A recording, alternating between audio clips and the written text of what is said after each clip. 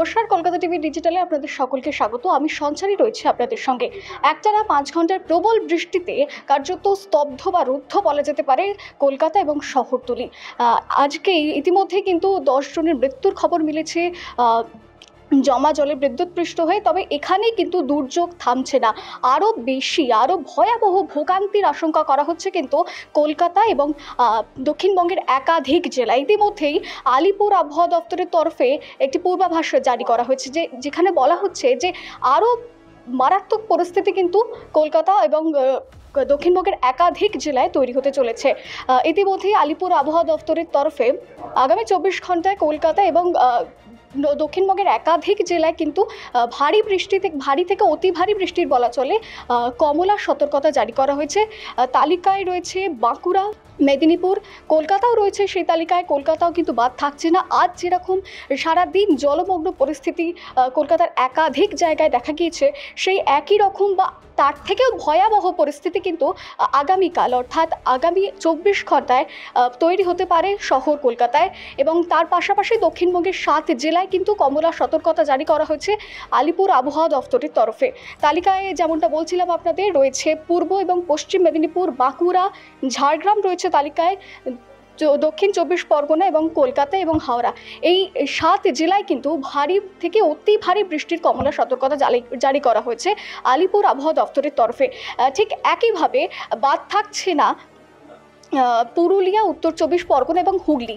এই জায়গাগুলিতে কমলা সতর্কতা না জারি থাকলেও জারি রয়েছে হলুদ সতর্কতা আলিপুর আবহাওয়া দপ্তরের তরফে। এই জায়গাগুলিতেও অর্থাৎ এই জেলাগুলিতেও ভারী বৃষ্টির হলুদ সতর্কতা জারি করা হয়েছে। আমরা সকলেই জানি যে আজ কিভাবে গোটা দিন ধরে দুর্ভোগ পোহাতে হয়েছে শহরবাসীকে। বলা চলে একেবারে রুদ্ধ পরিস্থিতি তৈরি হয়েছিল কলকাতা এবং আশেপাশের শহরতলিতে একেবারে বানভাসী পরিস্থিতি। ইতিমধ্যেই 10 জনের জমা জলে বিদ্যুৎপৃষ্ট হয়ে মৃত্যুর খবর সামনে এসেছে।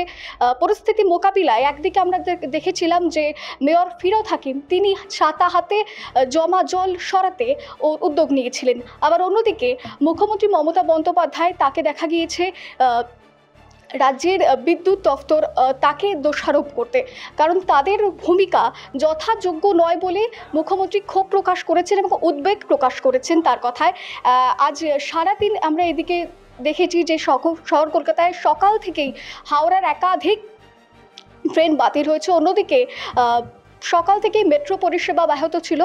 দক্ষিণেশ্বর থেকে ময়দান মেট্রো স্টেশন পর্যন্ত মেট্রো চলাচল স্বাভাবিক থাকলেও তারপরে পরবর্তী অর্থাৎ অন্য যে স্টেশনগুলি অর্থাৎ ময়দানের পরের স্টেশনগুলিতে কিন্তু মেট্রো চলাচল করছিল না। এই জায়গাগুলিতে কিন্তু জমা জল যে জমেছিল তা সরাতে উদ্যোগ হয়েছিল, কর্তৃপক্ষের তরফে উদ্যোগ নেওয়া হয়েছিল। এবং তার পাশাপাশি আমরা দেখেছি সকাল থেকেই কার্যত একেবারে বানভাসী পরিস্থিতি হয়েছিল শহর কলকাতায়। ভারী বৃষ্টিতে একদিকে যেমন চেতলা, একদিকে যেমন দক্ষিণ থেকে উত্তর নানান জায়গায়, দক্ষিণ কলকাতা সহ উত্তর কলকাতার একাধিক জায়গায় ভারী বৃষ্টির জেরে, ভারী না বলা চলে একবারে অতি ভারী বৃষ্টি, একে আবার মেঘভাঙা বৃষ্টি বলেও কার্যত বলা হচ্ছিল। তবে আবহাওয়া দফতরের তরফে এই সম্ভাবনাকে উড়িয়ে দেওয়া হয়েছে। তবে এখানেই থামছে না দুর্যোগ, এমনটাই কিন্তু বলা হচ্ছে আলিপুর আবহাওয়া দফতরের তরফে। জানানো হচ্ছে আরও ভারী থেকে অতি ভারী বৃষ্টি কিন্তু কলকাতা এবং দক্ষিণবঙ্গের একাধিক জেলায় অর্থাৎ 7 জেলায় হতে পারে আগামী 24 ঘন্টায়।